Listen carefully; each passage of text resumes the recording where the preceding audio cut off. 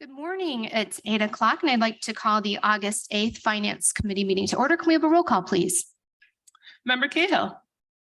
Member Chaplin. Here. Member Childress. Member Covert. Member Desart. Member Eckhoff. Here. Member Evan. Here. Member Galassi. Here. Member Garcia. Here. Member Guston. Here. Member Krajewski. Member LaPlante. Member Ozag. Member Rutledge. Here. Member Schwarzy. Member Tornatori. Member Yu. Here. Member Zay. Okay, great. We have a quorum. Do we have any public comment this morning? Okay, no public comment.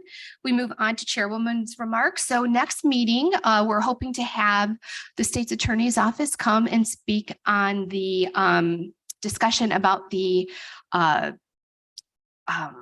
outside bank accounts. So we're looking forward to that. So that'll be at our next meeting. And just a reminder, we have our housing solutions meeting at 12:30 or immediately following county board. And with that, can I have a motion on the finance committee meeting minutes from July 18, 2023? I had a motion by member Rutledge and a second by member Guston. Any discussion? All in favor? Opposed? The motion carries. We move on to budget transfers. Can I have a motion on 23, 26, 21 transfer of funds from account 110012155080 regularly salaries and wage adjustments to account number 110012155010 overtime in the amount of 50,000 to realign ARPA funds. So I had a motion by, who made the motion? Member Desart, seconded by member Guston. Any discussion? All in favor? Opposed? The motion carries. Can I have a motion on 23, 26, 23 transfer of funds from account number 110012155010 engineering and architectural services to account number 110012155410 software in the amount of 25,000? Motion by member Garcia, second by member Galassi. Any discussion? All in favor? Opposed? The motion carries. Can I have a motion on 23, 26, 24 transfer of funds from account other professional services to temporary salaries, the amount of 4,500? Motion by member Cahill, second by member Galassi. Any discussion? All in favor? Opposed? The motion carries. Can I have a motion on 23, 26, 25 transfer of funds from regular salaries to temporary salaries, the amount of $7,891? Have a motion by member Cahill, second by member motion by member Guston, second by member Galassi. Any discussion? All in favor? Opposed? The motion carries.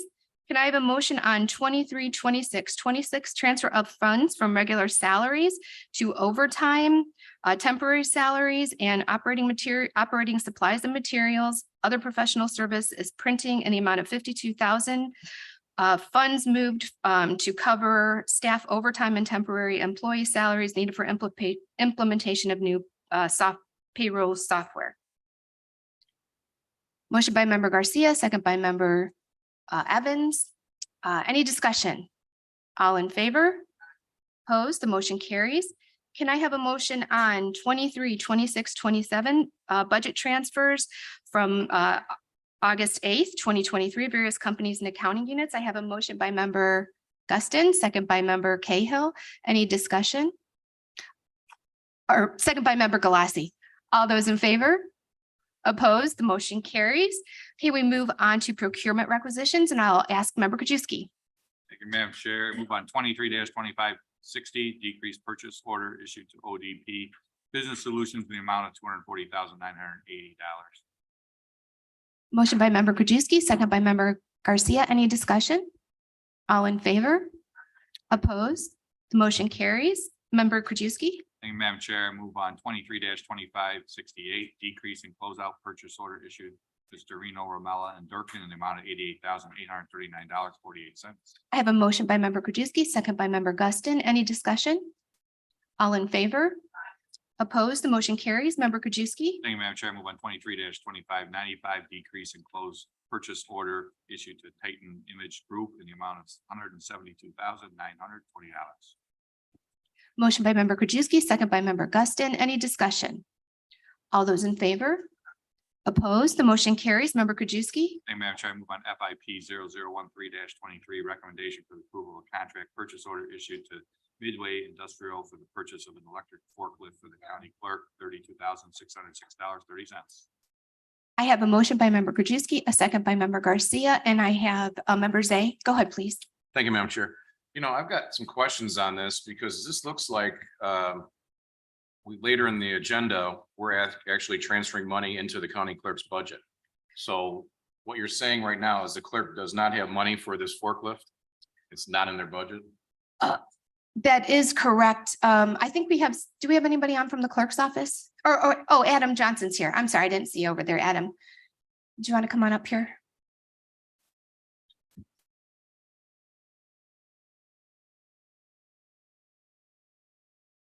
So this might be a question for Nick or Jeff. I'm not sure how we want to handle this in terms of the funding. We had some conversations saying that we were looking to purchase this forklift, and in terms of the mechanism of transferring it as an appropriation, I'm not sure what was the reasoning to do it that way as opposed to a direct purchase in terms of how the county normally purchases vehicles, but Well, here's my question. yeah. You don't have it in your budget. The purchase order is from last year in April of 2022. Wouldn't you put that in your budget? You guys gave raises out because you said you had plenty of money in your budget, but you actually don't. Now you don't have 30,000 to buy a forklift that you knew you needed last year in April. But now you're coming to us and asking for additional money. So we did intend to purchase it last year. I guess with supply chain issues and availability, it wasn't available until this year. And then again, in terms of the budgeting, I had been under the impression that, you know, vehicles were at times directly purchased by the county. So if there's, you know, explanation of that process, that would be for Nick or Jeff, I believe. So the budget transfer you see later on is obviously to purchase a forklift. It cannot be, we looked at going into the vehicle fund. It cannot be, it has to be a road vehicle to be in the vehicle fund. That's why that a budget transfer is needed later on in the agenda for this purchase. And it was purchased through Sourcewell, which is cooperative purchasing. And Nick, this budget transfer is coming out of the clerks? Or is it coming out of our General contingency? fund contingency? That's where we're taking this out of, is general fund contingency. Why is it not coming out of the clerk's budget off a capital line? This was not, the forklift was not in the 2023 budget for the clerk. Okay, even though the purchase order is signed by somebody in procurement in the election division in April of 2022. They still did not put it in their budget. Now they're coming to us and saying, I need it this year, even though we knew we needed it. If I, My understanding is they had a rental. I mean, are we in possession of this forklift right now? Yeah. I talked to the election division they are not in possession of the forklift. It's my understanding that if this is approved by the board, they will take possession then almost immediately after that. and if I could just make a couple comments here. For the 2023 budget, I was going through all of the budgets in the last couple of weeks. Every single department, with the exception of a few, their budgets were all increased. And we didn't, last year, you know, we were having some issues with the clerk's office, and their budget was actually reduced by $249,000. So this purchase was not in their budget. They didn't really even get money for the cost, the COLA and the merit. So not totally, I mean, because we didn't have the cooperation last year, you know, we're here. But it's my understanding that they do need the forklift in that warehouse. Is that true? We do need the forklift in the warehouse. So, and we do, That is true. we're going to be talking about the 23 budget and the 24 budget for the clerk's office in the next couple of weeks as we're going through the budget process. Right, and I understand that, Madam Chair. Right. But why is everything not smooth with this office? I mean, last year I understand, but remember, they didn't give us a budget like everybody Exactly, else. right, So right. we can't say, well, we didn't give them any money. I mean, basically, we had to put the budget together. That's for them. correct. I mean, I think this board is pretty reasonable. If they would have came in their budget and said, hey, we have an old forklift, we need to put a new forklift in. I'm sure this board last year would have said, yes, Well- that's fine. But again, here we are, something that just doesn't jibe. It's something from last year. Now they don't have the money. We went through the whole raise thing and all these questions. And now they're coming to us for another 30,000. And then what's gonna happen when the salary line runs out? They're gonna have to come to us again, and we just continue to say yes. And here's the problem. What if every other department does this? What if every other countywide does this? We just say yes all the time. I mean, I wish there would be everything that came from their office, what didn't look kind of disjointed and not the way we do things for every other department, every other countywide. Well, you know, I'm hoping now going forward, we're going to have that cooperation. I mean, I think we've seen it in the last couple months. Going forward, they're, you know, working well with finance, working well with Nick, working well. So I'm hoping, you know, going forward that we have that. But you know, I mean, if you want to vote no on the forklift, that, you know, you can, but they need that forklift in the warehouse because I mean, I don't know if I you've been know, there. but what's next? That's what I'm saying. What's next? I can't answer that. You know, I mean, Yeah, Member Cahill. Thank you, Madam Chair. Question, I don't understand. You look at a budget and it's simple to read a budget and you see that you have a forklift and that it was not funded in the prior year. So then that would carry over to the next year's budget. Why wasn't this item budgeted in the past year if it was needed? Why? So to Member Zay's point, the No, budget, I'm asking the question. right, no. To Member Zay's point, the budget for this year was prepared by the finance department, not by our office. But I mean, come on, that's your budget. You review the budget, you review the line items. That's your budget. You go to the finance department and you tell them specifically what you need. Don't pass it off on Well, finance. The board ultimately makes the appropriation. So we did make a You budget make the request. We made a request. For a The- forklift the- in this for- year's budget, For an overall appropriation. for a forklift board- in this budget. The board appropriated less money than we requested, and then we make spending decisions out of the pool of money that's Did appropriated. you to not the know that office. you needed the forklift this year? We anticipated buying the forklift last year. But there were other items that you needed that you spent the money on. So then now the Right. forklift, we're short. So then we need the money now for the forklift. That's what you're basically saying. That there was a one lump sum and that you had this idea of the things that you needed to spend the money on. And the forklift was not part of that. So now you need the forklift and I just think that the budgeting process is not accurate and correct. And you should have budgeted for this item. And therefore I'm going to vote no on this because I don't think it was appropriate that you did not budget for this item that's needed for the clerk's department. Thank you, Member Cahill. I have Member Ozak and then Member Evans and then Member Krajewski. My question is, did your department or did your office turn in your budget this year and prepare it yourselves? Yes, we submitted a budget. Well, we submitted a budget request. We haven't had any conversations yet about what Okay. the actual budget is going to be, but we submitted a budget request. Okay, and do you anticipate anything else that was left off of the last year's budget similar to this item?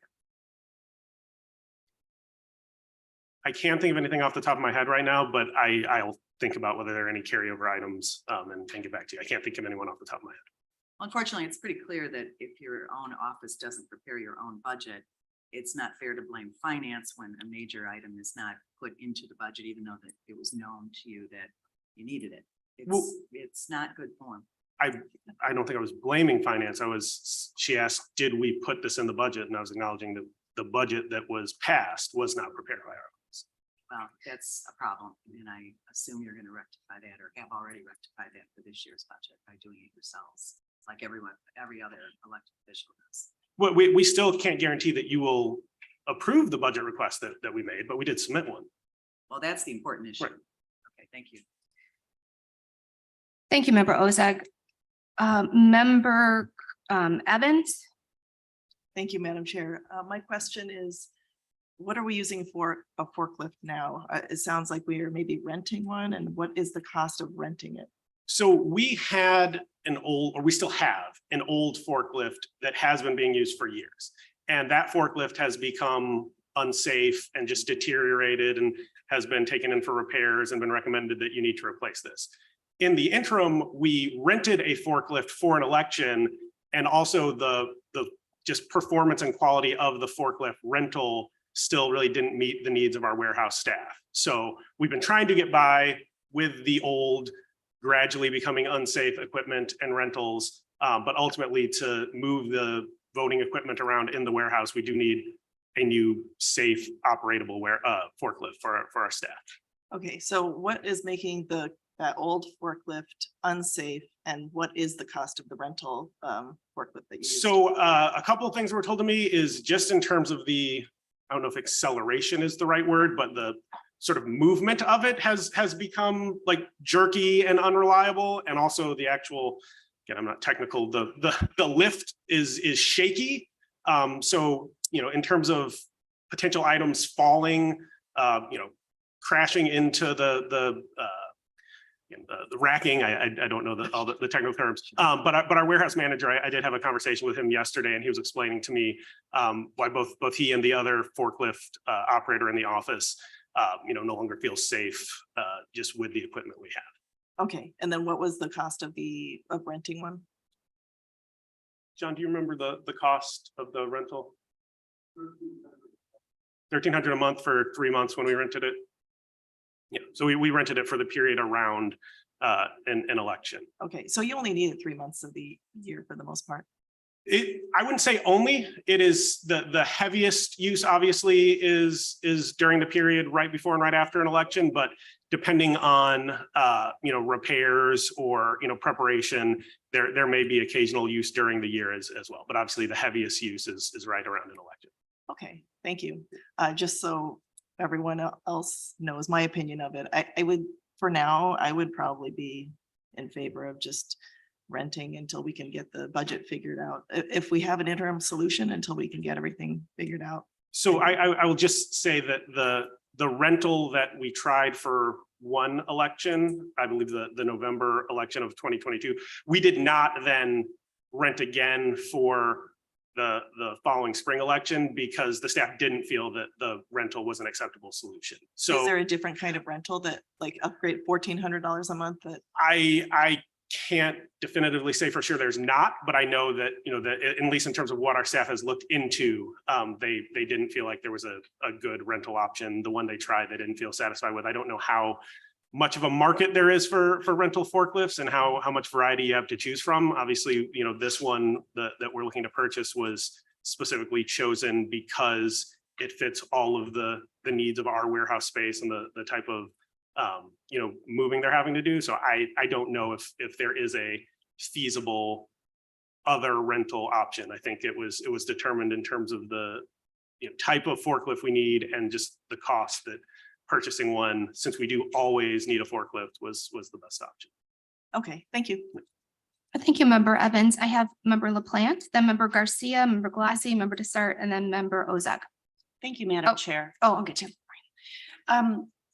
So my question is, what are other anticipated budget transfers that are going to be coming before this board from the clerk's office? I don't know of any at the moment. Okay, so can you tell us with confidence that there will not be any more? No. So in other words, this might happen again where you're unable to afford something because you don't have it in your budget and you're going to have to come to us again to cover the costs? I think there's always a possibility in every office every year that there may be, emergency expenses that arise. So I can't say for sure that we, know that we will not need to come back for additional money for anything. But at the moment, I don't know of any specific additional appropriations that will be required. So I think everyone understands that that can happen to any department at any time due to an emergency. But I think what we're all hearing here, I'm sure you're hearing this feedback consistently, is that it seems to be the same department that is coming forward with requests and with budget issues. That's what is, that's why we're having this discussion. So I'm concerned that this is going to be death by 1,000 paper cuts, 32,000 here, some more here, some more here, as a way to sort of backwards math your way into a budget that works for you. Meaning you did not prepare a budget for this board. So the finance had to do it. And so it seems, I'm concerned that we're backing into the budget that you wanted, but did not get by just coming back and asking for more budget transfers. Can you speak to that, please? Just to correct the record, we did prepare and submit a budget request last year.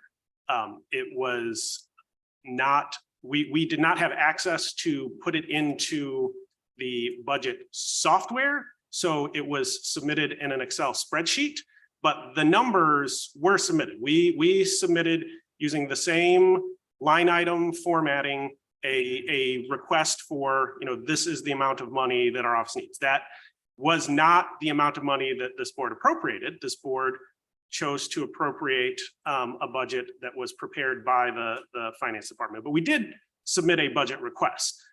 As we did submit a budget request this year, we were able to submit it through the software and in the same format as everyone else, but it's still just a request that we submit, and then ultimately the board will make the decision how much to appropriate, how much to fund, whether to follow the request that we made, or whether to have your staff produce different numbers, and then we work within the money that we're given. And if the money that we're given is lower than what we feel to be needed expenditures, then obviously the only way to rectify that is to come back to the board and say, we need more money to pay for something that we think is necessary for the office. So I think you did hear from other members of this board, so I don't need to reiterate it, but yes, we understand that a budget was sent in, but it was not in the manner that every other department did. So let's just make sure that we're really accurate there. One last question. Do you believe that this shortfall in your budget has something to do with the raises that were distributed throughout the department? No. Okay. All right. Thank you so much. Thank you. Thank you, Member LaPlante. Member Kajewski. Thank you, Madam Chair. Just a couple of quick things. One, I think, again, the budget you submitted may or may not have it. I think the clerk's office was under the impression they could get the monies the way they wanted it, do what they want with it. We had specific formats, so it wasn't in the budget. With regards to, and I know, Chairman, you made a comment about we gave them less money. Well, it was a 23 off-year election, so it's secular. I assume their budget's going to ask for more this year because it's a 24 cycle. And Absolutely. Actually, no, Member Kajewski, actually their election budget was reduced, which it should have been, but their clerk budget was also reduced. I'm talking about the election. Yeah, but I'm just talking about the clerk. So yeah. Election is because it's different years. So in 22, Yes. Election, and so we gave you less than new. And again, I'm sure your budget's going to be more this year for that simple fact. I hope. And I'm glad you guys are going to present it to us based on our software system. Just I had a question for the state's attorney. So on the salary end of it, it's for transfer unbudgeted, it's 2/3 majority. Capital too. So capital and so this requires 2/3 majority. Yes, it does. Thank you. Thank you. Follow. Just 2/3 of the board or board president? 2/3 of the board. And that's on the transfer, not on the specific. Correct. The one coming up later. Okay, Member Kajewski, are you? Okay, thank you. I have Member Garcia. Thank you, Chair Chaplin. Couple of questions. I'm not going to reiterate what everyone said. There's been some frustration, as with the budgeting, but from what we're hearing in the last couple of months, things have come back together and you've had better communications finance department. But I know when the presentation was given to us, there was a difference in the line item between capital and between salaries, if I remember. So this would not come from any salaries, as far as I know, if that's correct. So I think when that was explained to us, one. Number two, a vote no on this is I think the wrong decision, because it's not really just going toward the budget issue. It's going toward the safety of the staff that's in the election warehouse. And so I think we need to really keep in mind that not getting them the right equipment to use, and I've been in the election warehouse, there's a lot of heavy equipment that needs to be moved by some forklift, is the wrong move to do. And I know everyone's trying to make a point, but I think that putting our staff in any kind of danger because of this decision is the wrong decision. Thank you. Thank you, Member Garcia. Member Desart. Thank you. Hi, Adam. I just have one quick question. If something was broken in my car, I wouldn't go buy a new car. I would first go to find out, how much it costs to repair my car. So to that end, how much would it cost? I'm assuming that you checked it out. How much would it cost to repair the current forklift owned by the election commission? Thank you. So again, there have been repairs done to this forklift for several years.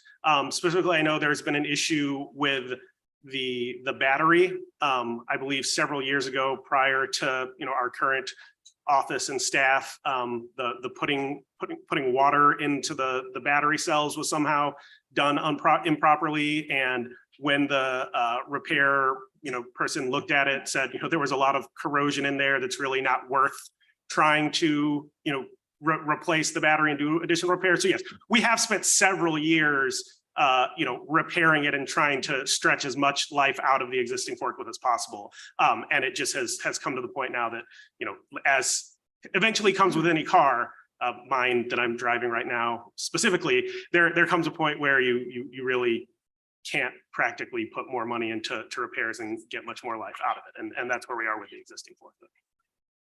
Okay, I have member Ozag, and then we're gonna wrap up and then member Glassy, then member Ozag. Then member Zay, and then we're gonna wrap it up. Oh, your microphone, please. Here. Oh, there we go. So a few questions. You said you submitted an Excel spreadsheet that had budgetary numbers on it. Was this $32,000 line item on that? No, because again, at the time of last year's budget submission, we anticipated that this was going to be purchased in the last fiscal year. It has taken that long for the forklift to be available. So no, we did not anticipate this being in the 2023 budget. We thought this was something that was going to be paid for last year. Okay, well, just one point that I want to make. There were raises given in March to your department, correct? In March of this year, Or this spring? we had a small handful of raises earlier this year. I can't remember the exact month. But At some point this spring, Sure. there were raises given. Sure. And you knew that this purchase of $32,000, this necessary purchase, as you're describing it, was looming out there. I guess I just want to point out that you're calling this an emergency and you're saying that, emergencies come up. I just find it disingenuous that you're calling it an emergency when you knew that this was hanging out there. This wasn't an emergency. This was asked, the procurement was asked for last April. So that's not an emergency. So just to clarify, I was using emergency in the terminology of how additional appropriations are made by this board. I just believe in the language there's usually some reference to an emergency as the statutory grounds for making additional appropriations during the fiscal year. I was not trying to use emergency in the sort of common meaning of, as you're saying, a completely unforeseeable, So can we just agree that it was not an emergency? You knew this was hanging out there and this is. I'm just because I'm not sure statutorily what the language is in terms of additional appropriations, I'm not sure if that's the right statement to make. I'll defer to the state's attorney at that point.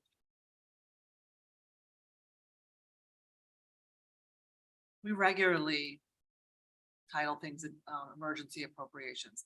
It's not specifically defined in the statute, so that's really up to the board for determination on whether something meets the emergency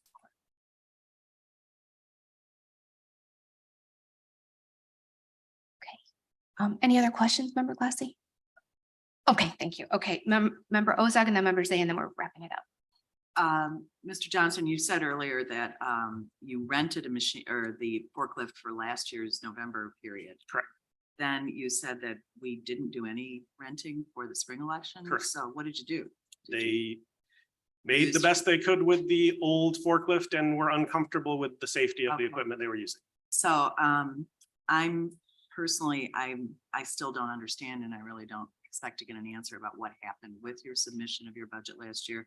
But I think we're better off right now to rent a better machine for $4,000 for 3 months for both either spring and fall, and then put it into, make sure it's in your budget that your proposed budget that you've just submitted. I'll be a no vote today because this is a bad precedent and I am not really getting past that. And you can just rent a better forklift. So thank you. Thank you, member Ozag. Member Zay. Thank you, Madam Chair. And Adam, sorry you have to go through this. But, you know, this isn't fair to this board. And we know you probably need it. And when it's brought up by other board members, it's a safety issue. We understand that. But you're putting us in this position all the time with appropriations. And your comments that, well, we're gonna pay for it in last year's budget is completely wrong, because on the sheet here, it says delivery is 38 to 40 weeks. And that was from April of last year, so it never would have made it in last year's budget. I mean, it just wouldn't have. When you're talking, it's gonna be 10 months to get a forklift. I mean, I'm just upset that you put us in this position all the time. Yes, I'm sure it's a safety issue. But again, this needs to be smoother in the future. And to come to us and say it's unsafe and we can't do that, that even upsets me more, because now you're putting the pressure on us because of oversights or whatever in your department, in your countywide office, and you're putting us on that. So, yeah, I don't know. I mean, I'd like to get more information on this. I mean, I'm gonna make a motion to table for 2 weeks so we can get more information on rentals and other options that we can do at this point. Okay, thank you. Was there a motion to table? For Who- 2 weeks, Who tabled? I move. Mr. Zay. Okay, member Zay tabled, member Desart, second. All in favor? Aye. Opposed? Okay, the motion, and we're gonna bring it back in 2 weeks. Motion to table to, what would that date be? The 22nd. Okay. Okay, member Krajewski. Thank you, Madam Chair. I move on FIP 0014-23, recommendation for approval of a contract purchase order issued to Mail Services LLC, $189,750. Motion by member Krajewski, second by member Garcia, a member you. Yes, I actually had a quick question on this one, just because I understand that the last finance meeting, we issued $172,920 for the supervisor of assessments for assessment mailers to Titan Image Group. And I'm just wondering how these mailers are different and why we're appropriating another $189,000 for what seems to be the same thing, but maybe they're different. Good morning, Valerie. Good morning. Yes, they are the same. Titan was unable to fill the contract. Yes, so we had to go to the second bidder. Thank you. Welcome. Thank you for your question. Member Krajewski? Maybe not on the specifically on topic. Are we okay with getting this stuff out for this coming tax year? Yes, we did check. We are still on target. Assessors raised some concern because it's whatever, every 4-year quad, whatever, and they were concerned about getting everything done and appropriated to get this stuff out on time for the tax bills. No, we did check last week. They are still on target. Everybody's on target. Okay, Yes. thank you. Thank you, member Krajewski. Any other questions? Okay, all those in favor? Opposed? The motion carries. Member Krajewski? Thank you, Madam Chair. I move on FIP 0015-23. Recommendation for approval of contract purchase order issued to Amazon Capital Services, purchase of office supplies, miscellaneous items, $332,100. Motion by member Krajewski, second by member Guston. Any discussion? All those in favor? Opposed? The motion carries. Thank you, member Krajewski. We move on to Health and Human Services, and in member Schwarze's absence, I'll call him Vice Chair Garcia. Thank you, Chair Chaplin. I motion for approval of 23-2515 amendment to contract 6005-0001 SCRV issued to Lifespan Life Laboratories of Illinois for patient phlebotomy and lab services for the DuPage Care Center to extend contract through March 19, 2024, and to increase the encumbrance in the amount of $32,500. Motion by member Garcia, second by member Desart. Any discussion? All in favor? Aye. Opposed? The motion carries. Member Garcia. I motion to approve HSP 006523, recommendation for the approval of a contract purchase order to Lakeshore Dairy Incorporated for fluid dairy for the DuPage Care Center residents, cafeteria and cafes located in the JTK Administration Building and Judicial Office Facility for the period of September 1, 2023 through August 31st, 2022 for a contract not to exceed $83,000. Motion by member Garcia, second by member Desart. Any discussion? All in favor? Aye. Opposed? The motion carries.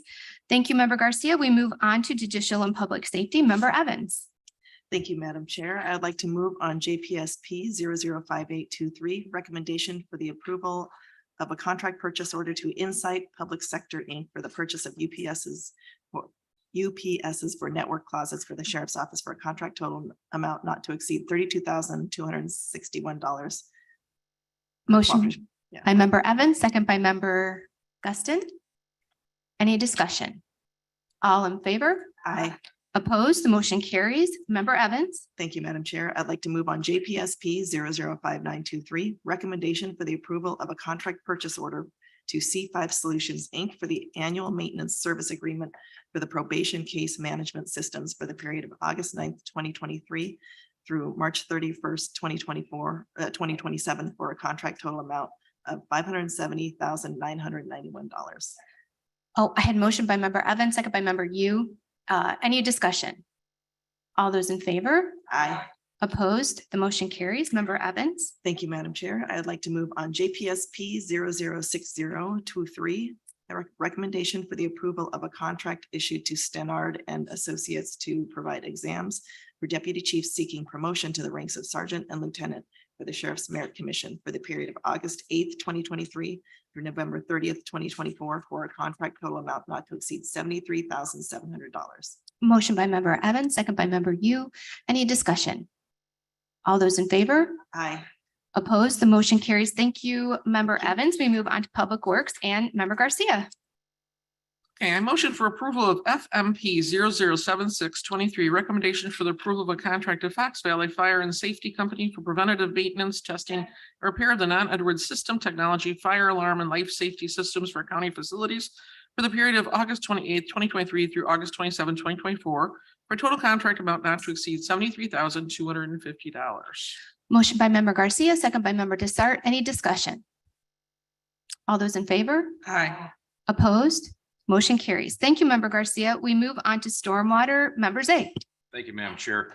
Move on SMP 62-23, approval of contract issued to Scarce for professional youth-based water quality education service or stormwater management period of September 1st, 2023 through August 31st, 2024, and a contract not to exceed $77,000.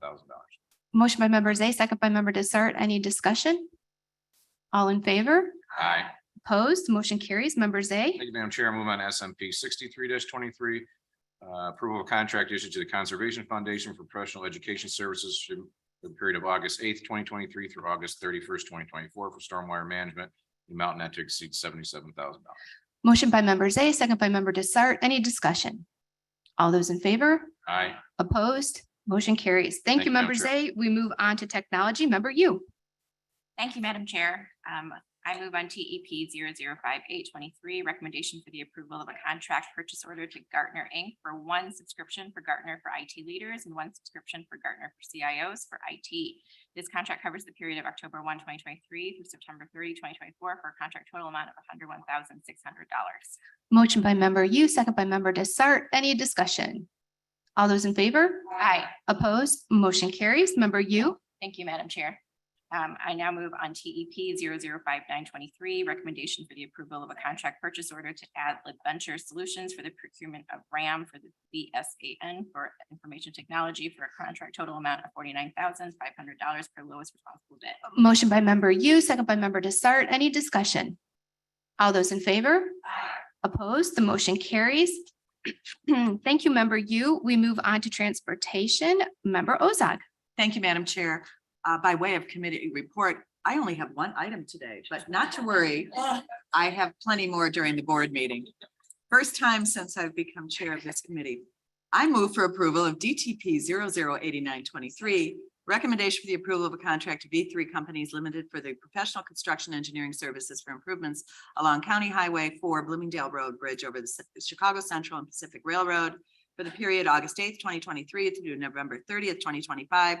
For a contract total not to exceed $641,743.81. Professional services vetted through a qualification-based selection process in compliance with the Local Government Professional Services Selection Act. Motion by member Ozog, second by member Guston. Any discussion? All those in favor? Aye. Opposed? The motion carries. Thank you, member Ozog. We move on to finance resolutions and member Krajewski. Thank you, Madam Chair. I move on FIR 0168-23, acceptance appropriation of the Illinois Voter Registration System grant for $150,166. Motion by member Krajewski, second by member Desart. Any discussion?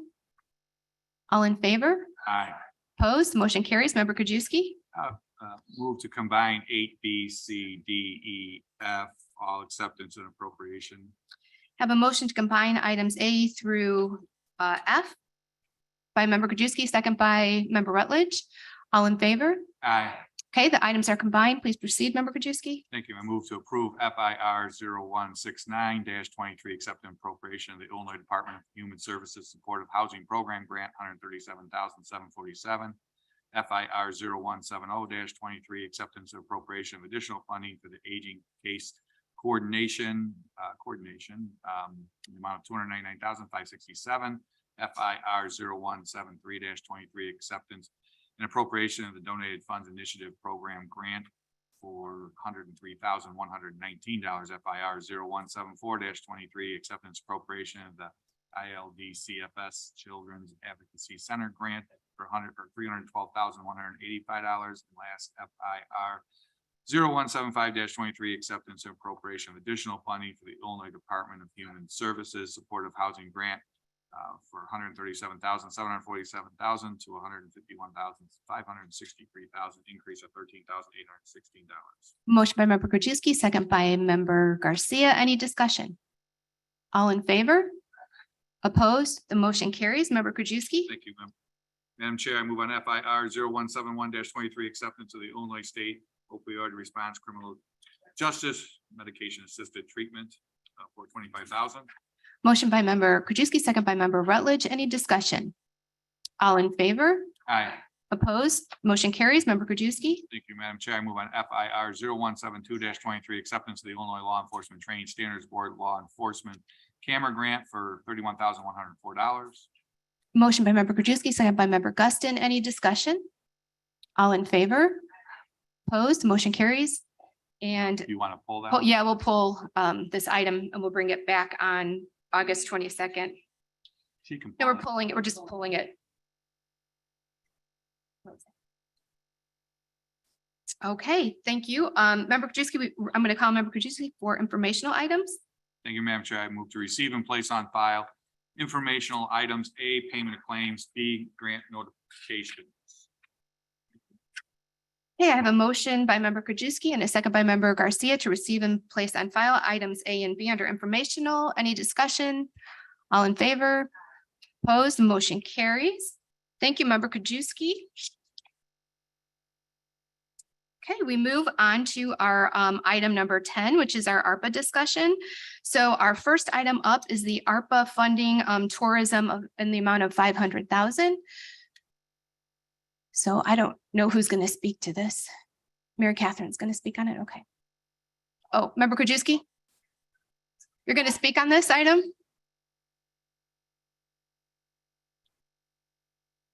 Thank you, Madam Chair.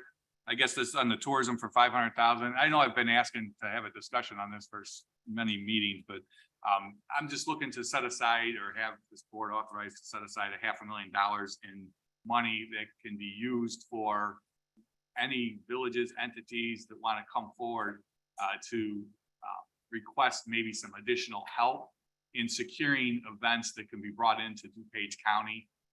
Events that are, not currently going on in DuPage, but events that could potentially come in here, similar to what we did with the natatorium when, they use their facility just normally, but then they don't get anything off any hotel stays, but they were able to, with some help from us in the village of Westmont, go after some national tournaments that brought a lot of heads and beds.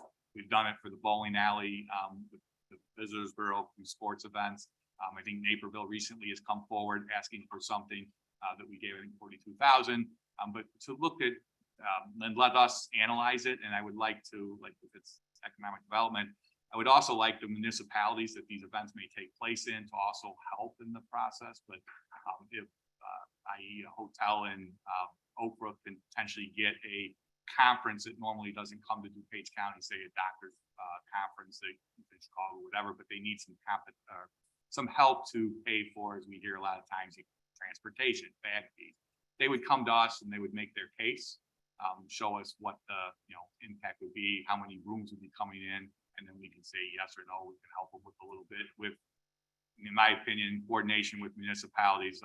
When I was first discussing with the natatorium money, the biggest benefactor was the village of Westmont. So I called the mayor and said, you know, you guys are the biggest benefactor. It's in your town. You need to help out too. So they stepped up and they contributed some money, as did we, and it was very successful in the fact that the natatorium over that couple-week period got secured 4 national events that brought in thousands of hotel rooms with the help of the village of Westmont, this county. So that's kind of, and the number could be whatever it could be. And I know we have something coming up after that, the 40,000, which is a similar one that I know Member Zay is bringing forward, where it's a Midwest tournament.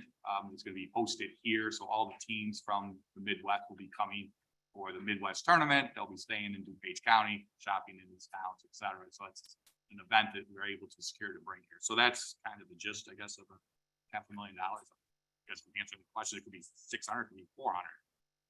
Okay, just give me the hands.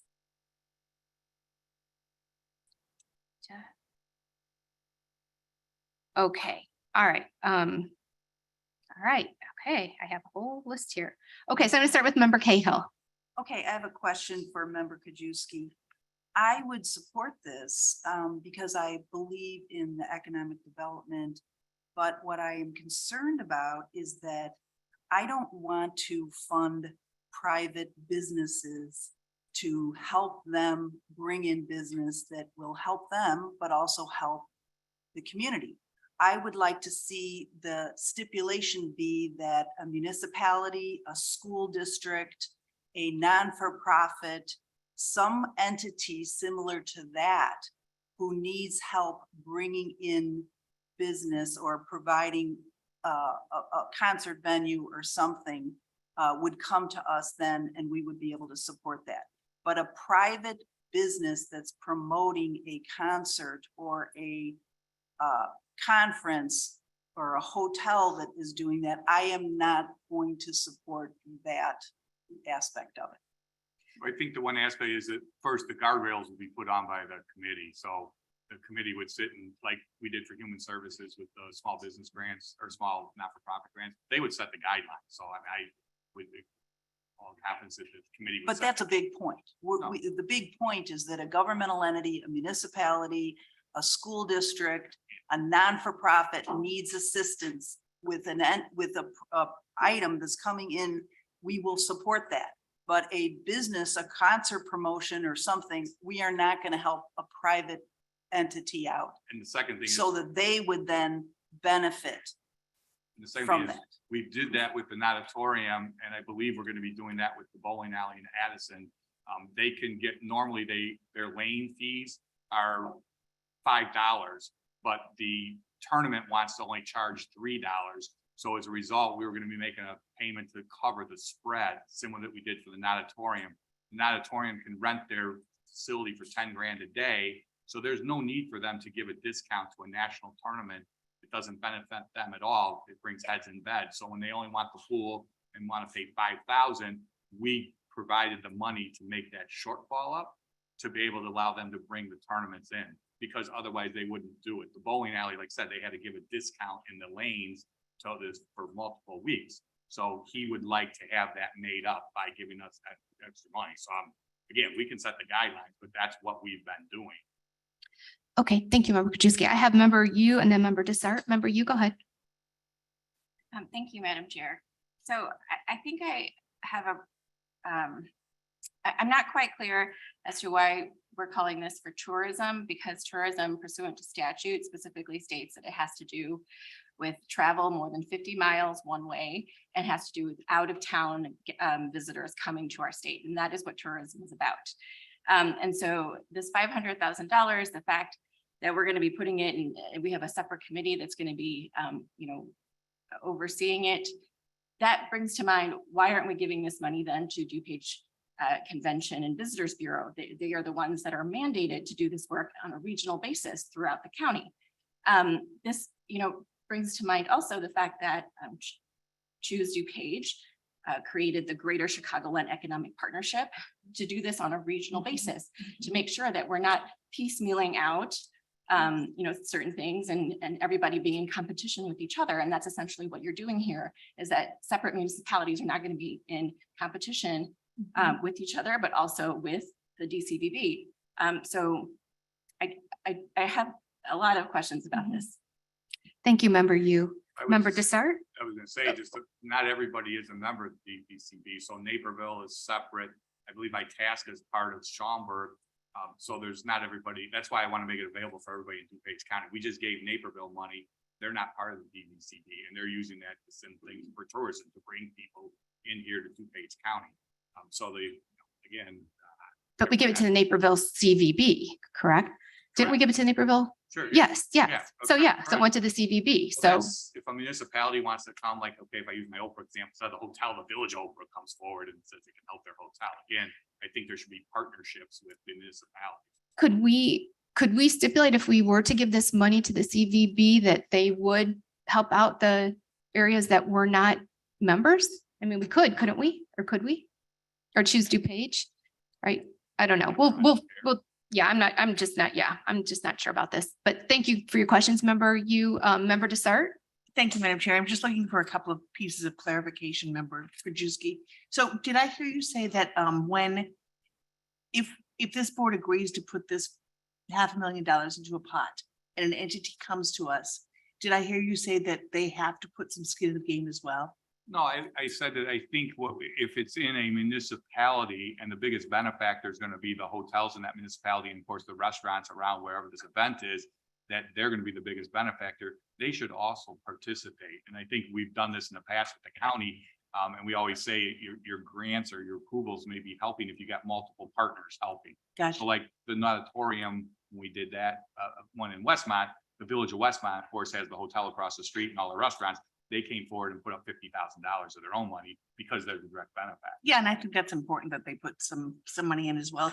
And the second clarification is, in the future, if this board agreed on this $500,000 pot, these other items below it, like the $40,000 for the Great Lakes Regional Baseball Tournament and the Rib Fest, this is where the money would come from, this pot, Yes. in your Oh, correct. I mean, idea. correct. I would say Economic Development Committee, and then it comes to the Finance Committee and us. I mean, we'll decide, we'll set the rules, but that's where this would come out of, these requests. I'm not sure all those fit in that 500,000, Okay. but. it's a different Thank you for the discussion. clarification. Thank you, Madam Chair. Thank you, member Desart. I have member Rutledge next. Thank you, Chair Chaplin. So for as long as I've been on the board, I've always been a supporter of marketing. As a small business owner, I understand that sometimes you've got to put the money out there in order to get the people to know that you're here and that it's a benefit of them. And during all of this time, it seems like we have always cut the request from our DCVB. So I'm in favor of this proposal because I do believe that you have to market, and just because we are the county entity doesn't mean that people are just going to come to us because we're DuPage County. Sometimes we have to let them know we're here. I do think that the cost benefit of something like this is absolutely a benefit to the county. It may not be a benefit to our bottom line, but it certainly is supporting our constituents, and that's what we're all about. The one question I do have, though, is if we take this out of ARPA money, what happens when ARPA is done? So for me, I guess I would probably rather see this money come out of general fund rather than ARPA, because I think it's something that should go on beyond 2026. So those are my comments. Thank you, member Rutledge. I have member Ozak. Thank you, Madam Chair. I have some issues with this based on a request that was made several months ago to give $65,000 to the College of DuPage Mackinac Arts Center to help them with marketing for the Warhol. And this is my question for the state's attorney. This request is in limbo and the exhibit is over in about 3 weeks, but we were told that it was not possible for us to give money direct, if I've got this correct, to give money directly to COD as an entity. So I'm not clear what kind of ability we'd have to distribute this money to, say, the city of Naperville or the village of Westmont for specific, Glen Ellen did, we're totally under construction this year, but they did several outdoor concerts last year, et cetera. So I'm confused about how this money could be distributed. I also think that, I'm not sure about the partnership agreement and where it would be able to be allocated to. But I also personally think that if we're going to talk about this kind of money, first of all, I think it's an awful lot of money, but I think that we should consider talking to the Convention and Visitors Bureau. I agree with Member Yu that that's their role. And so if we're talking about tourism development, which is, as Member Yu said, by statute, that is their direct job. So I'm really not in favor of this at this point. It's an awful lot of money for what seems to be sort of a ambiguous purpose. Thank you, Member Ozog. I have Member Garcia, then Member Guston, then Member Yu again. Oh, and Member Galassi. So Member Garcia. Thank you, Chair. I agree with Member Ozog and Member Yu. I'm a little concerned about the 500,000. It's a lot of money out of our ARPA funds. And I know that our ARPA funds are allocated for quite a few of the dollars. I don't know how many dollars we have left in that. But I know that our county is in need of so much other, food insecurity is a huge one. There are so many things that we probably need to do. I would prefer to have this, like each ask come before us as the board, and we can determine at that point in time whether it's something we would approve of. I don't think putting aside $500,000 to me is a wise use of the ARPA money. Thank you. Thank you. Thank you, Member Garcia. I have Member Guston. Then I have Member Galassi, Member Yu, Member Evans, and then Member Cahill. Okay, Thank you. okay. So just Member Guston, go ahead, Thank please. you. Thank you, Madam Chair. I don't have a problem with having a budget for tourism and bringing people to DuPage County, no matter where you're at, what city, what town, what village, whatever. My only question is, if we're going to put 500,000 in an account, be it ARPA or general fund, which I think is a good idea to keep that going. The question is, who's going to regulate it? If it's going to be part of a committee, that's fine. But if the committee is limiting it to whatever their description of it is going to be, from what I'm hearing right now, it's only for newcomers that are bringing new things to the county. And we have so many different organizations and events in this county that support and have supported for many, many, many years the county through their events and activities. So my position would be we should also look at those entities that have continued to be a staple in the community and make sure that we continue to support them to make sure that they can continue to do their efforts and do their good things. I do have a difficulty with giving money to a company. That one is a little bit more gray for me because if it is ARPA money, I'm not sure how that is going to work, particularly with a government entity or a school, because I agree with Member Ozog. I think there is kind of a restriction or something with respect to that. So it's really complicated and convoluted at this point, but I really would like to continue talking about it and getting more information on it.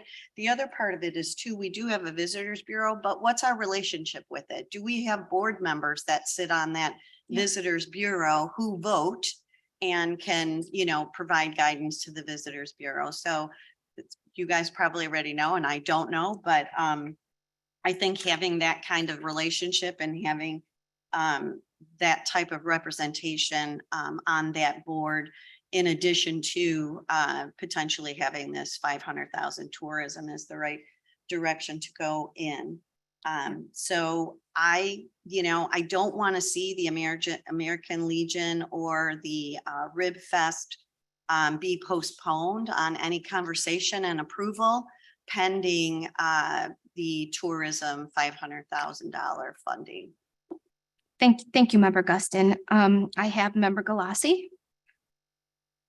Thank you, Madam Chair. I agree with Member Rutledge that investing in dollars like this is important. You know, the stat that I've heard from Beth Marquetti is every dollar we spend on marketing brings $10 to the county. And I think that's very important to keep in mind.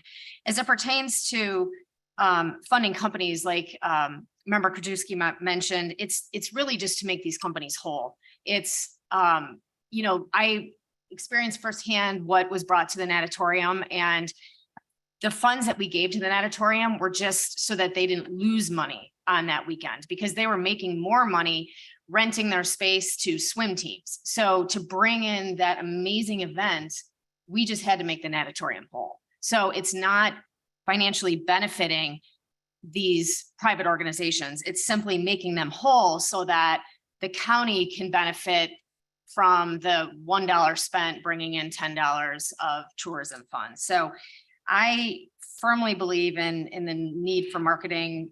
Whether 500,000 is the right amount, you know, we can discuss that. I understand it's a large dollar value, but I think it's important to keep, you know, there was that article recently about how DuPage is cool, and, you know, to me, that's what's important. That's why we live here. We want to bring in really exciting events, whether it's sporting or arts, all very important. And I think it just adds to the culture, and it adds to the bottom line of people in our county. Thank you, Member Glassy. Member Evans? Thank you, Madam Chair. Conceptually, I think this is a great idea, but I do think that we need to get more details about like the guardrails, whether or not this is for marketing or bid fees, or, you know, and how that differentiates itself from what the DCVB does. Are we better off, you know, they're the deep knowledge experts. Are we better off putting this aside for them? And I do like the idea of a better representation from county board members, but we are all always welcome to go to these events that that Beth Marquetti shares with us. So I just would like to know, how is this different from what the DCVB does? Number two, I would like to know more about the guardrails. You know, maybe it would be better if we're trying to support small events, you know, just kind of like our small nonprofit grants. Maybe it's the little guy that needs more help and not these big giant events that take place anyways.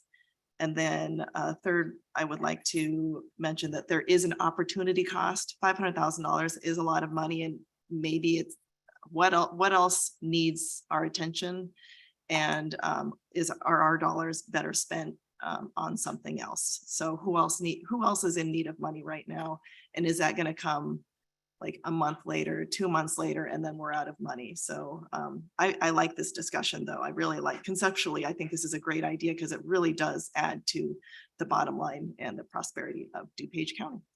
Thanks. Thank you, Member Evans. I have Member LaPlante and then Member Krajewski and then Member Rutledge, and I think we're going to wrap it up. Thank you, Madam Chair. I'm going to do something strange and talk about the movie Barbie on the DuPage County Board floor. I read an article and it was really fascinating because obviously this has been a headline news, right? That it just generated and brought in over $1 billion. And I read an article where they spent more on marketing than they did for the cost of making the film. That's how important it is, to Member Rutledge's point, and some other of my colleagues have stressed the same point. So you can't underestimate marketing. You can't underestimate the effort that it goes into highlighting what's available, what's possible. And that does help. As the Vice Chair of Economic Development pointed out, $1 spent brings in $10. And we can see this. It's sort of interesting to take something obviously out of the governmental realm as a comparison, but I think it does bear thinking about. Second, it really helped me understand this when a senior staff member explained that this is very similar to the small nonprofit grants that we are doing under Human Services. And I do think that's been a really unique opportunity. I sit on that committee as well, and it's been a unique opportunity to help out smaller organizations and smaller needs within our county. And I sit on the DCVB board as Chair of Economic Development, and I work very closely with Beth Marquetti. I support her, and we fund them. We fund them really well. And I also work with Choose DuPage and sit on that board with Greg Bedeloff. We fund them. They are our partners. We work together. That doesn't mean, I don't believe that they have the exclusive sort of ownership of how we disseminate some of our funds. And I think it's a more collaborative approach would be really beneficial. So I admire my member Krajewski, who brought up this idea and this initiative. I always like when people bring new ideas to the board because I think it really does spark good discussions, a new way of looking at things and a new approach. And that's our job, is to try different approaches, to examine possibilities. And that's basically the growth. That's how you grow a county. That's how you grow a business. That's how you drive economic development. You've got to think creatively and see what opportunities are presented. Thank you. Thank you, Member LaPlante. I have Member Krajewski, Member Rutledge, Member Tornatori, and then Member Ozog, and then that is it. We're closing discussion on this. Okay, so Member Krajewski. Thank you, Madam Chair. Heard a lot today. Greg Bedloff sitting in the back and Nick is right over here, and both of them can come up here, but the natatorium is a perfect example. When we went and had the first meeting with the natatorium, the one thing they said, they were not going to bid on any of these national events because the DuPage Visitors Bureau, quote, was getting involved in their business, was trying to negotiate contract. They did not want to bid on any of these events because DuPage Visitors Bureau. You're not going to deny it, right, Nick and Greg? That's exactly what they said to us. And we stepped in and said, we can help you make up that shortfall. And in a couple of weeks, this board and our staff turned that around with the Village of Westmont. They were able to bid on 4 national events that were coming up within the next 2 weeks that were multiple years. They nailed all of them. And that's bringing thousands and thousands of hotel rooms into DuPage County, not only this last year, but in multiple years. They have now been put on the map because they're a phenomenal facility around the country. So US Water Polo Olympics, they're going to be bidding on now for all the matches before they go to the Olympics. They're going to be getting, and they already have secured multiple ones. But again, that was because of the work that our staff and DuPage did, and we turned it around quickly. And there's these opportunities in DuPage County that we can be a part of. But again, bring them both up there and they'll both tell you that this natatorium was not going to bid on that project because of the Visitors Bureau and calling them constantly, getting involved, and even trying to change contracts when they're trying to get a national event in there. And they need to know their role and help in once something's secured. But again, I have no confidence in the DuPage Visitors Bureau just after sitting in that meeting. And you know, maybe we have a discussion and we bring those guys up that were in the 2 meetings, Nick, staff, and Greg, and what they actually told us when they were in those meetings. Thank you, Member Krajewski. Member Rutledge, Member Rutledge, go ahead, please. Thanks, Chair. I just want to say, you know, everybody's concerned about how this is going to be spent, and this is like a budget line item, and every single expenditure out of this account will be vetted by committee, finance, county board. So, but we've heard that before about things, budgets and things coming through, and they never have come back to the board. We've never gotten any information from some committee when we did this prior. So I don't know that that's absolutely true. And I don't think we have enough real information here. Somebody said, why don't we just do it on a case by case item? I think we should. I totally agree. I don't think that we have to set aside any funds. We have 3.2 million in ARPA right now. I think if there's an entity, just like Jim, you sent me the stuff for the baseball, I was happy to put it on the agenda. Patty, you brought the stuff for the Rib Fest. I'm happy to put it on the agenda and discuss anything that any board member brings forward. I really think that's the best way to go about this. If there's a special event that somebody has, bring it forward, and we'll be happy to look at it and vet it right here. And then staff can go through and make sure it fits the ARPA guidelines if necessary, or if not, if it fits, what a government can spend dollars on. We have our staff to vet it. Personally, I'm thinking we're making it much harder than it has to be by setting up a committee and things like that. I think we can bring this all forward. And I haven't heard I've heard people talk about marketing, but I haven't heard anything from Member Krajewski about marketing. It's all about somebody coming to them and getting money to help their project. So I don't think this is necessarily a marketing campaign. But I think, the concept is good. We want to help people. We want to bring business here.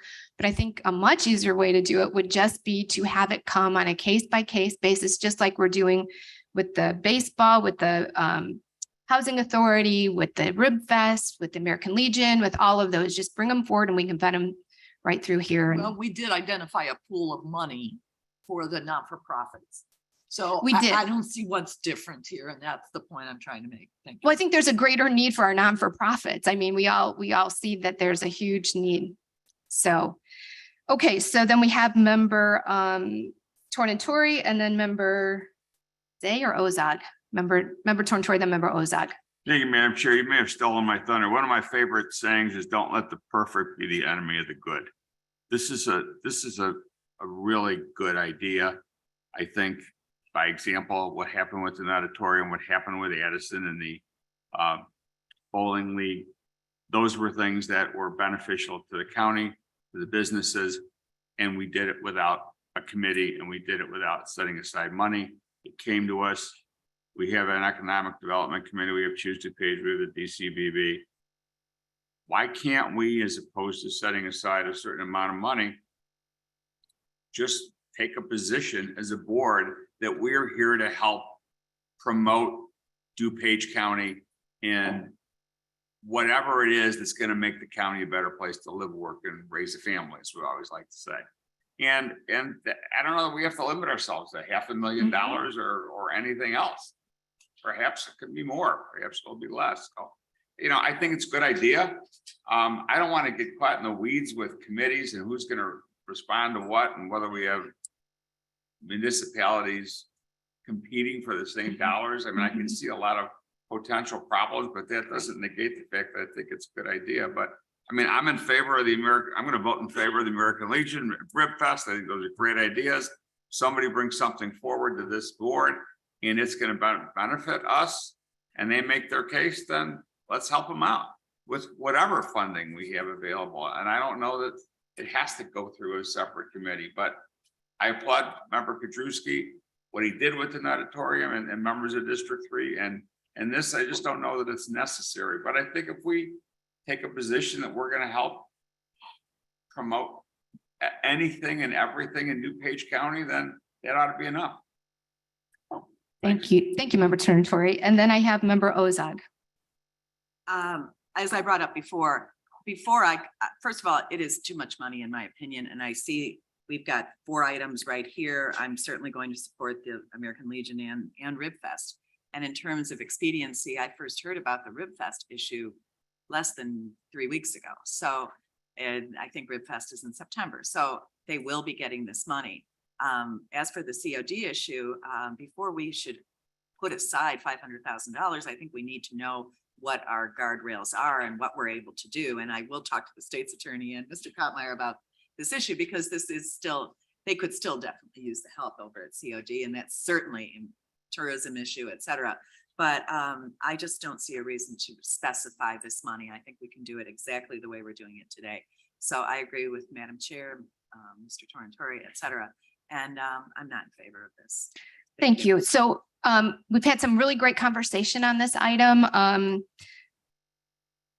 going to have to get consensus, but Mary Catherine, did you want to come up here maybe if you want and just explain for member Ozog, maybe what we can spend dollars on and what we can't, just real quick.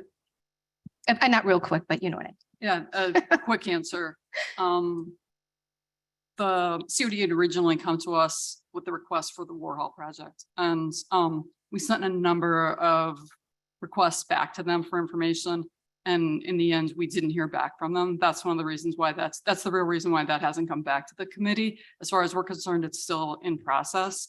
One of the things that was suggested, they wanted the money to go into the foundation there. And we wanted to pay for the event. So I don't know, foundations or something, we've talked with Connor in the past. That's something, donations or foundation contributions or something that we don't fund here. But that doesn't mean that that issue is resolved. There's more than one option for it. So we're just really waiting to hear back from them at this point. Okay, thank you. Member Eckhoff, did you have a question? Well, first of all, we're not voting on anything today. I know you said consensus. So before we take a consensus, I want to give my 2 cents. Which I'm sure everyone values much more highly than 2 cents. But anyway, I'm not in favor of giving money to Rib Fest because I've got. Oh, can we wait till that discussion when we come up on Rib Fest? I thought you were taking a consensus on it. No, just on this item, just on this first tourism item. So, but I wanted member Ozak, since she was asking about COD. So as far as this ARPA item tourism, do we want to set aside a fund, or do we want to just do it as we've been doing it and bring these things forward? Any member that has an item, just like we're doing today, bring it forward, get consensus, and then move on. And then we're free if we have $3.2 million left. So if there's more interest, then we're not tying ourselves into the $500,000. If there's less, it gives you a little more flexibility. But what's the consensus of this committee? Do you want to go forward with, have member Krajewski develop a more detailed plan and bring it forward? Or do you want to just have the general consensus, like member Tornatori said, that we want to do what's best for DuPage and, bring these items forward as they come? Members A? I mean, can we send it to Economic Development Committee and have them discuss it and then come back with a plan if they have one? I mean, that would probably be where it should go. I don't want.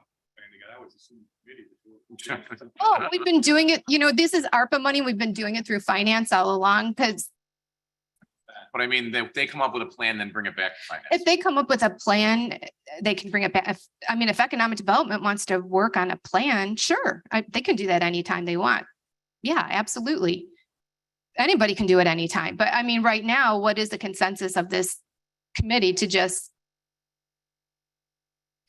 continue status quo? Okay. While economic development works on a plan, while you're working on the plan, and economic development will continue. If people have more items in the next week or two to bring forward, we'll continue this way until there's a plan brought forward. Okay. Who send this back to economic development to work on a plan? Set aside $500,000 for economic development to complete a plan. I'm not sure what you guys want me to ask. What do you want me to ask? Brian asked a question.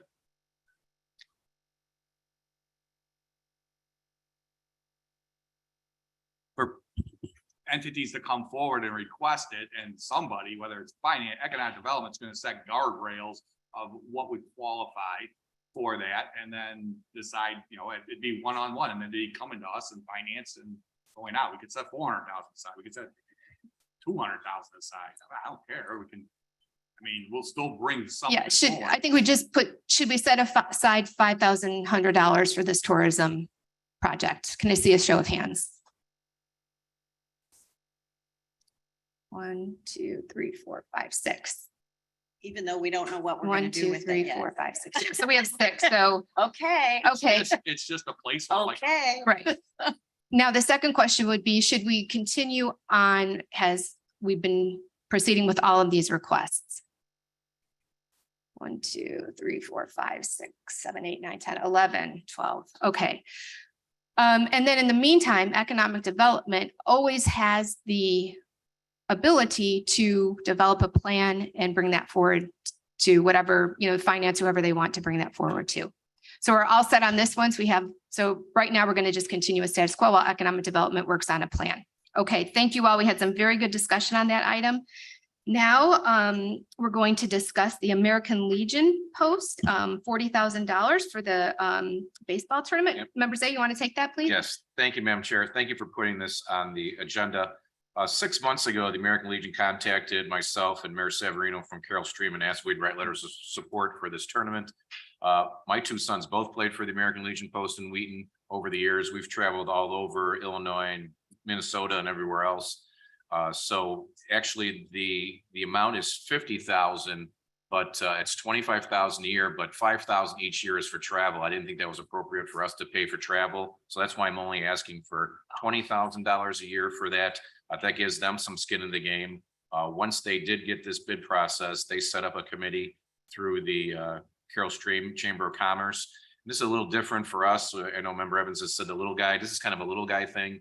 District 6 doesn't get a lot of tourism out there. Carroll Stream only has 3 hotels. The American Legion is right on the border of District 6 and District 4. That area does not have a lot of tourism destinations out there. So this is kind of unique. The field there at the American Legion is actually Wheaton College's field. It's an all turf infield and outfield. It's a great hidden gem back there. They rent that field out continually throughout the year. especially when it's cold and rainy. So it's a great event. Again, the benefits of this would be not only the Legion, but Carroll Stream, Wheaton, Bloomingdale, Winfield. If you get 18, 17 to 19-year-old boys going to restaurants in that area, it's gonna generate a lot of revenue. At that point, it's for 2 years. It's for 2024 and 2025. And again, this is something that we don't see often in District 6, a tourism thing. We're not members of the Convention Bureau. So it's a nice event. The Legion pays for a lot of this. And again, there would be teams coming from Michigan, Indiana, Ohio, Wisconsin, Missouri, and Minnesota coming to that area. So again, it was going to generate 175 hotel rooms. They're estimating 450,000 each year on revenue on sales, hotels and retail sales. So I think this is a small event that we could help out. Again, they still have to raise the 10,000 or 5,000 each year for the travel expenses for them. But I think that gives them a little bit of skin in the game too. I know they're already talking about spaghetti dinners and other things like that to raise the other additional money. So I'm asking for this request for the 40,000 for the 2 years. Well, great. Well, thank you so much for the information and bringing this forward. Who doesn't love baseball, right? I also think it's great for your area. And I did talk with Member Schwerzy and he said to let you know he supports this. So he's the other District 6 representative. So go ahead, Member Rutledge. Thank you, Chair. And my sentiments exactly. Who doesn't love baseball in the summertime? And I just want to make sure that Members A understands that we have restaurants in West Chicago too. So West Chicago, I mean, they'll be I everywhere. didn't say, but I'm just making sure, because that is where the host field is. So I'm fully supportive of this. This is exactly what we were talking about with the previous discussion. Exactly. So I hope you can all support this as well. Thank you, Member Rutledge. Member Glassy and then Member you. I agree. I love baseball and I had a player myself, but anyway, I just was curious. I'm in full support of this, but how many teams is this bringing in? Members A? It brings in 8 teams, 1 from each state. So Thank it's and then whoever wins that goes to the national in Myrtle Beach. Thank you, Member Glassy. Member you. I'm also in support of this, and I think it's because, as you stated, or in the memo, it states it's, it's 144 players, there are 4 tournament representatives, their parents for each player, and then the economic impact is in fact, approximately $450,000. So that's, really great. And I appreciate the fact that this is Carroll Stream and it is a smaller community. They are not a member of the DCBB, and the fact that they're asking for $20,000 for each year seems very reasonable to me. Thank you. Thank you, Member you. And this has been vetted through finance and it's a thumbs up from them. So do we have consensus to move forward with this item? Okay, great. There you go. Congratulations, Members A. Thank you. Yes, that was easy. Okay, our next item on the agenda is 232631, the Exchange Club of Naperville, $100,000 for RimFest. And Member Guston, do you want to go ahead and? Yeah, This thank was you, from Madam request? Chair. I brought this to the board earlier this month. RibFest had been in Naperville for, oh my gosh, 35 years plus. They were a valued asset in Naperville, brought millions of people to Naperville, and we have an opportunity now. They no longer could have hosted it in Naperville. The Park District was changing their field sites. And so they had to transition out of Naperville. They did transition, I believe, to Joliet or Romeoville, but then the pandemic hit. And so through the pandemic, there were a lot of very needy organizations, Hope and some other organizations. So they stepped up to help those not-for-profits, which is part of their mission. However, after the pandemic, they did have a small Rib Fest right here in DuPage County on our campus, which is phenomenal. And they had a wonderful event with a lot of people coming to the event. The next year, they ended up having Toby Keith. That was okay. And unfortunately, he was diagnosed with cancer, so that affected their event also. So they're here today to ask for support to continue moving forward and being an intricate part in bringing people to DuPage County. I'm going to have Diane do her presentation, just so you can get more information on the event and what they do and how many people they bring to the community from all over the place, and the wonderful things they do. So I'll leave it up to her. Okay, so just one second. We do have one question from member Cahill. Go ahead, I member just Cahill. wanted to point out that I support this, but I had to go up and look at exactly how it was organized. RibFest is the major fundraiser put on every year by the Exchange Club of Naperville to help fight child abuse and domestic violence. As a result of these fundraising efforts in RibFest 32 years, over 18 million has been contributed back to our local communities. So it's a wonderful organization and I support this. Thank you. You just took away my first opening line. I'm Diane Simmons. I'm with the Exchange Club of Naperville.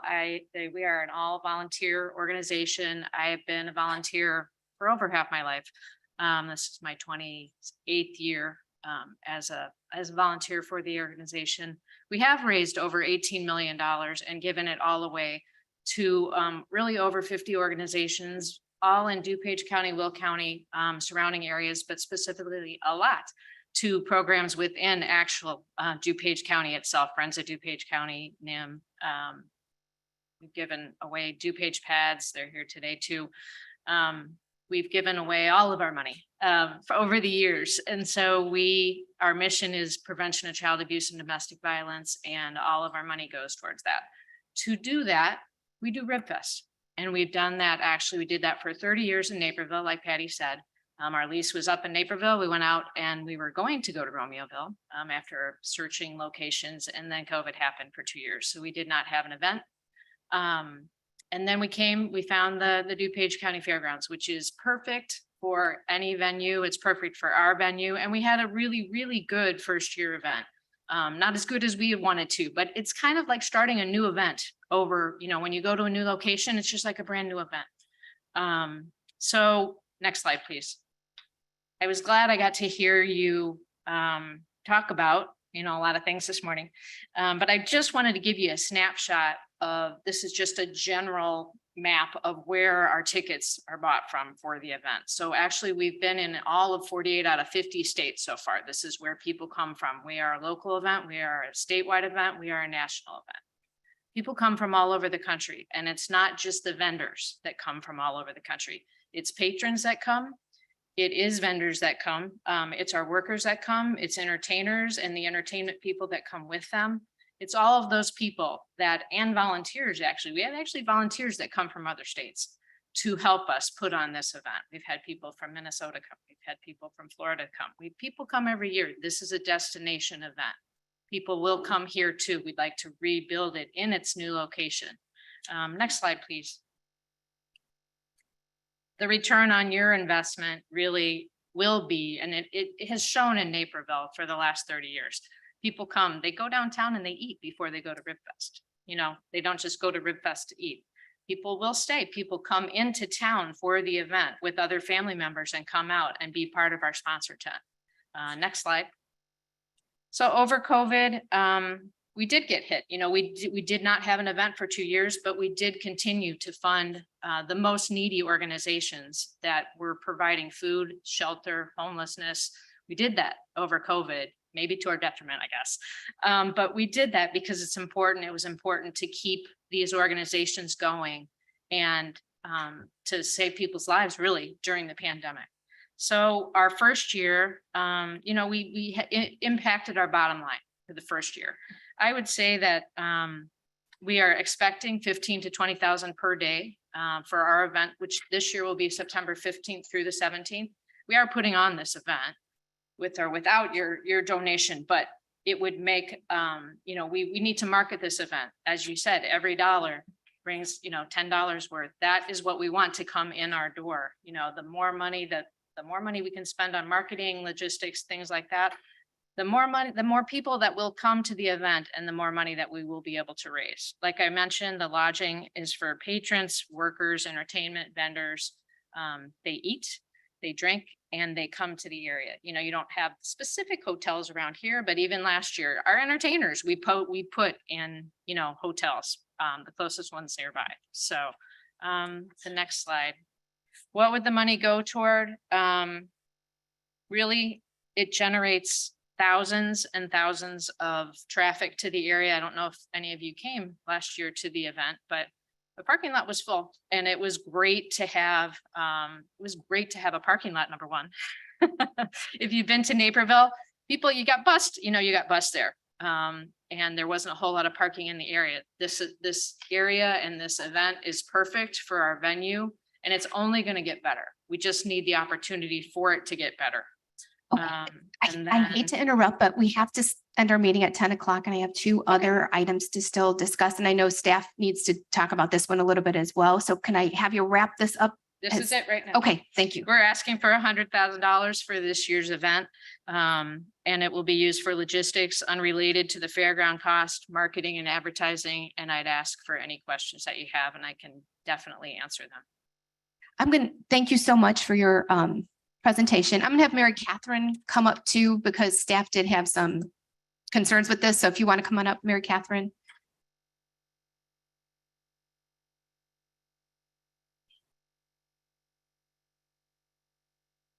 As we always do, when we get requests, we do have a look at the eligibility for projects and we agree that this is eligible for ARPA funding under tourism. However, we wanted to emphasize to this group that this is mostly a local event. That is to say that based on their number, 97.2% of people are coming from what we would consider the local area. And there's some thought that, yeah, these people I've gone to RibFest, we go to RibFest and that night we have ribs instead of hamburgers. So from a return on investment perspective, the ask is $100,000. If DuPage County were to pay for hotel rooms for every ticket, 242 tickets that they estimated came from over 250 miles, that cost would be $40,000. So from a return on investment perspective, we think that it's a big ask. And I guess I would go on to say in terms of financial need, the event's going to happen, whether or not we fund it or not. So it's not necessarily make or break for this organization. One of the things that they emphasize in their materials to us is that they have a large number of volunteers. That's true, but that's not particularly compelling when it comes to financial need. At the beginning of the presentation, there was discussion about the mission, and you spoke to how they take the money that we give them and then they donate it to other organizations. Well, from our perspective, we don't need to donate money to this group to have them turn around and donate it to PADS, because we can do that directly. We have expertise in doing that. We make sure we have performance measures when it comes to that. So I think that that's not really why we would do this. We would do this because it's tourism. And then last two things, we've looked at their financials. It is possible for them to increase their ticket prices to cover their costs for this event. So when we look at their losses and the $100,000 request that we're getting, we just think that it's a big ask, and perhaps something a little bit smaller would be more appropriate given the value that we think RibFest brings from a more regional and national perspective.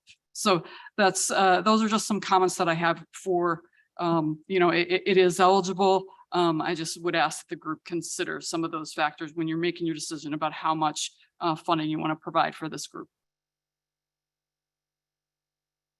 Just writing down names of hands. Okay, so I will, Member Guston, I'll give you first, and then Member Kajewski, Member Evans, and Member you, and Member Eckhoff, and Member Zay. Thank you, Madam Chair, and thank you, Mary Catherine. I don't know how many festivals you've done, but individuals that do this year after year after year really do calculate return on investment. The organization has identified that the money would not be something they'd be donating to any other not-for-profit or any other organization. It would be definitely used for operation or logistics, I think is what it was. So it's more for the function of the event.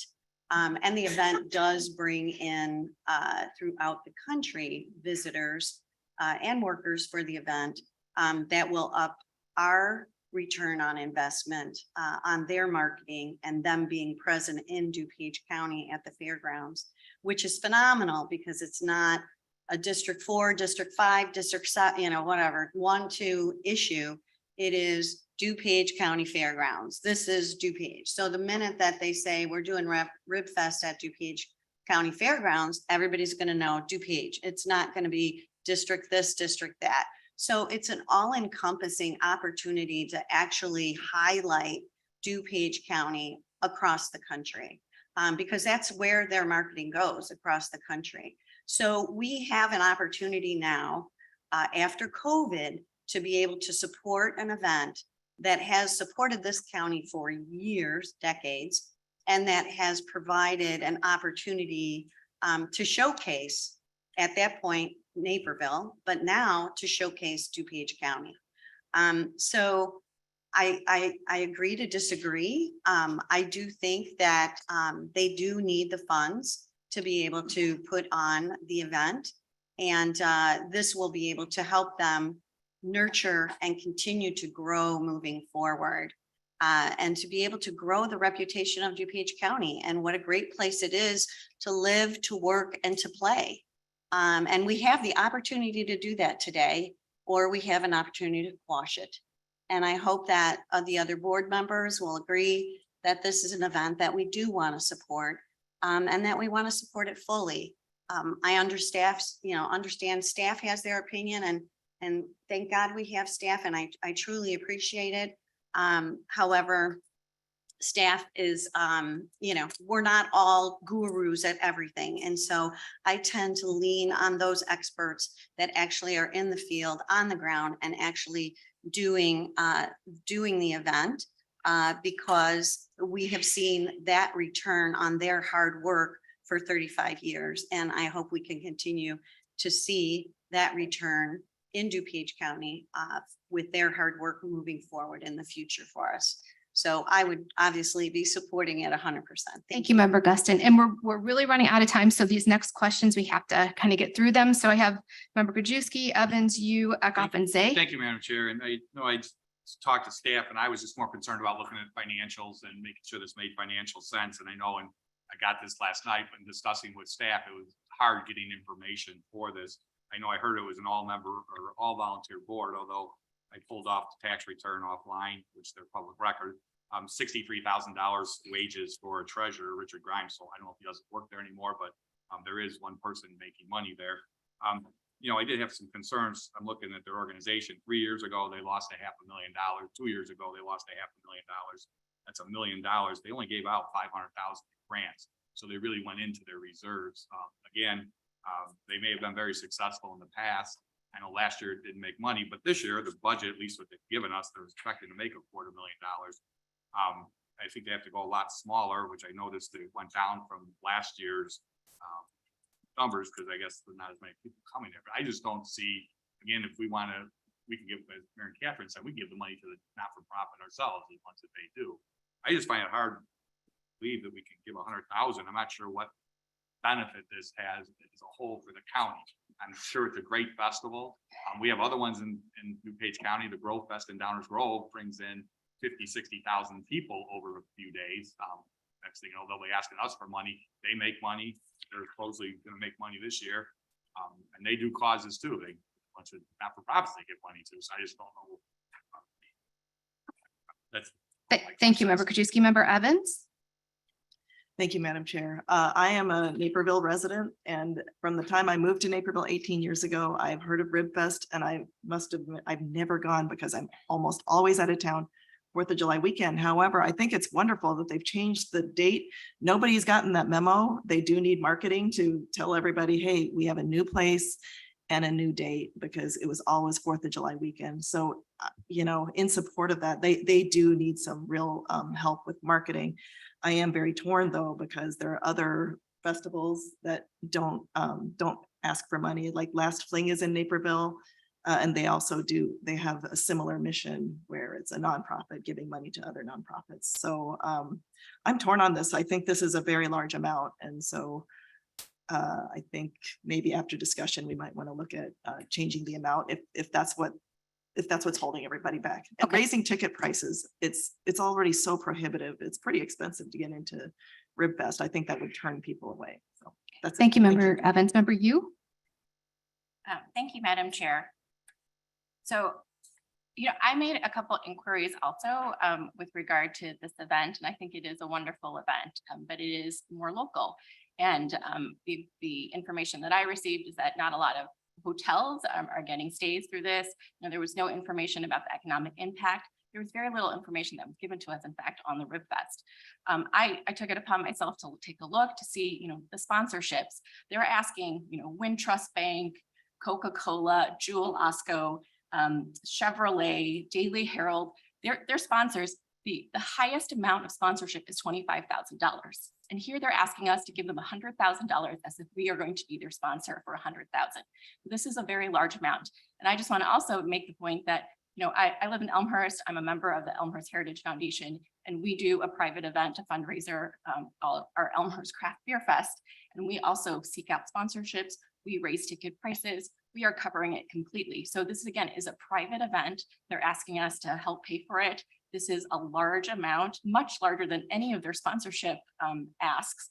So, and I don't think it falls exactly under the tourism statute, and pursuant to what staff is recommending, that, this is a little bit beyond what we should be doing.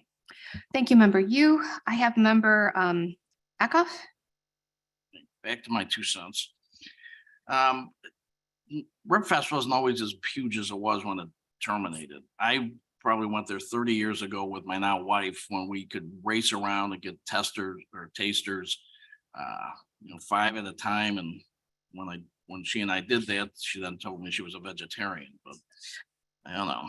But it doesn't have to be today as big as it was when it ended. It can start to grow like it did 30 years ago. And if 97.2% of the people are from DuPage County, I don't know if we're really pulling in that many people. If it's a nationwide event already and everybody knows about it, then what's the point of the marketing? So there's Eyes to the Sky that was in Lisle. They went out of business. Maybe somebody hears about this in the paper and comes in and wants 100,000 to start that up again.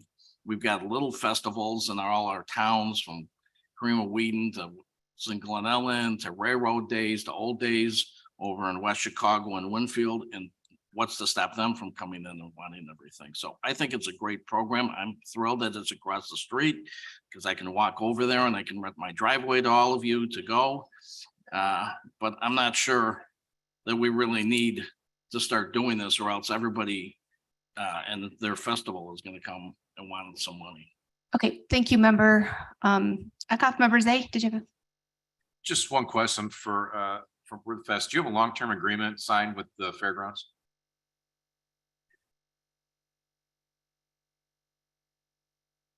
We have a 1-year contract signed right now Okay, with them. okay. Thank you, Member Thank Zay. We would Member like to stay there multiple years. Member Cahill, and then we're going to wrap this up and take a vote. Yes, real quick. After I hearing. gotta, Mary- because we Mary got to Ca- move on. After hearing Mary Catherine's presentation, I am concerned about the amount of dollars allocated. Can we knock it down to like 40,000? Would the board support something like that? Would you guys support 40,000? 25,000? How about in the middle? 25,000? Madam Chair, can I remind you that we Yes, have 2 go other ahead. presentations? I know, that's why I'm trying to get this moving on. So what are we doing here? So do we want to go with? Okay, let's start with the lowest, 25,000. 1, 2, 3, 4, 5, 6, 7, 8, 9. 9. 1, 2, 3.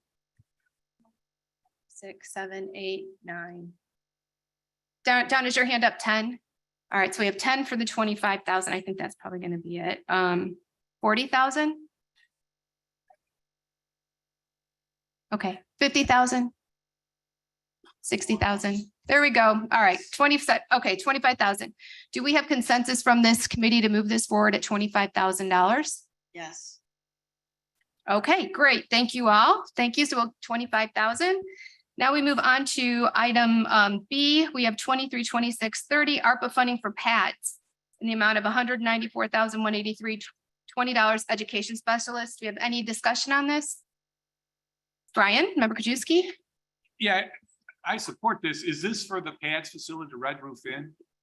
Yes, this is specifically for an education liaison who works at the interim housing center. Because I know they had an issue with the Village of Downers and their zoning, not allowing them in a hotel to have a classroom setting, which in my opinion, we should have just gone to the village and had them rezone that. But they had to then go get a they got a lease at a facility and they have to bus now these kids there. Do you know how long that lease is? And April Redzik, the president of PADS, is here. She could probably. because maybe when that lease is up, we can go work with the Village of Downers. I mean, that should be very simple to redo that zoning. I can't imagine conferences are held in hotels, how you can't have kids being taught in the school. I so appreciate you bringing this up. Right now, we've been told by the village that because it is a business district, they can't rezone it. So No, that's. sure they can. I was I the mayor, there. I know appreciate they you. can. And, Thank you. and we got 2 new members there. The old mayor is now a council member and that can get taken care of. But how long is your lease at those old? 3 years. We have a 3-year. No out on that? Oh, there is an out. Oh, So if okay. we, let's talk. All right, Would yeah, love to no, I talk to you about suggest it. that we go talk to the Village of Downers, because I mean, it's crazy that they have to go rent a place and they have to get a van to drive them all the way over there. Right. And it's a PADS facility. They Agreed. can do that and have Yeah. your time. And I, You're glad a this lovely question- person and I appreciate you No, bringing it Yes, up. no, and let's get that conversation with the Yes, village. alright, I have thank you. member Ozog and then member But I LaPlante. fully support the money for this. Thank you. This is for the staffing and thank you. Yes. Just in terms of each actual building, Sure. were there conference rooms in the Red Roof Inn, or would you be able to put 2 rooms together? I don't know exactly what what's the layout? We have a room up in 201 that could be used for a conference room. It was a honeymoon suite when we purchased the space and those things have been removed. So it is a large enough space that we could utilize it if we needed to. For 10, 15 students at a time or something along those lines? Yes, Okay. right now, right now they are going to our empowerment center, which is, it's 4 blocks away, but it is across the feeder ramp to I-88. So yeah, it is. And I'm in you. agreement with this today, but I Thank you. certainly agree with member Krajewski about getting the zoning fixed, and it can be fixed. Thank I have you. member Eckhoff and then member Guston and member LaPlante. I just had the question, this money is gonna be coming out of ARPA funds. Once the ARPA funds run out, how's it gonna be paid for? Also a great question. I only ask great questions. What PADS has expressed, what PADS has expressed is that this position is currently being funded by the ROE. The ROE has notified PADS and us that they don't expect the special grant funding that they're using to continue for this school year. So that's why the PADS has come to us to ask for the ARPA funds, but there's also conversations happening with ISB, the Illinois State Board of Education. This is a model that's being used around the state where organizations like PADS that were previously doing those night-by-night shelters are purchasing hotels or other buildings for a permanent structure. I That's think you did a great job doing that, and I support it. I just want to make sure that we understand where the funding's coming from. Right, what the hope is that organizations like PADS and others will be advocating to ISB that these types of positions should be funded at a state level. Chair Conroy has expressed support of that concept. And so I hope to be working with her and with the legislative committee to see if there's actual work we can do to advance having the state fund it in the future. Thank you. Thank you, member Eckhoff, member LaPlante. Thank you, Madam Chair. I would just like to say to April and also to Mary, when we were discussing all of this in community development, the whole point was to make people who are experiencing homelessness, especially these children, as comfortable as possible and have as few disruptions as possible. That's what was so amazing about the Red Roof Inn, with a door that can lock and they can live as a family. And I do agree. I just want to say that loud and clear, is that you want them to be able to study and have this kind of help in their temporary home that they are. So you have a lot of support here to try to make that those changes and whatever needs to happen. Thank you. Thank you, member LaPlante, member Guston. Yeah, one quick question. This is phenomenal. The one question I have is, will they at some point, the students be able to transition to a traditional school setting? And is there something in the works on that? It appears there may be some other kind of grant program through the state or whatever.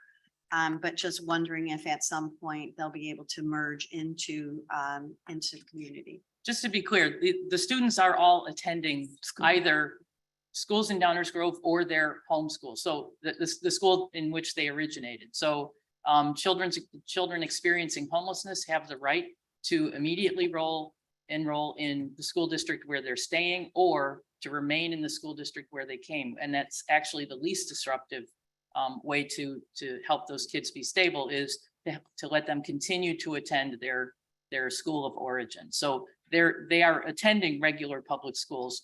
There may be some in parochial, I don't know, but they are attending school. What the education liaison does is work with the 27 different schools that the PADS guests are attending, to make sure that the parents understand the enrollment process. The parents understand that, what their rights and abilities are within the McKinney-Vento law, to work with the individual social workers at all the schools. So the education specialist for PADS is working with all 27 of the schools that are being attended by kids who are in their care. Okay, great. It's a Okay. liaison's position. That's Oh, awesome. Okay, Thank you. Can we get consensus to move this forward? Do we have consensus?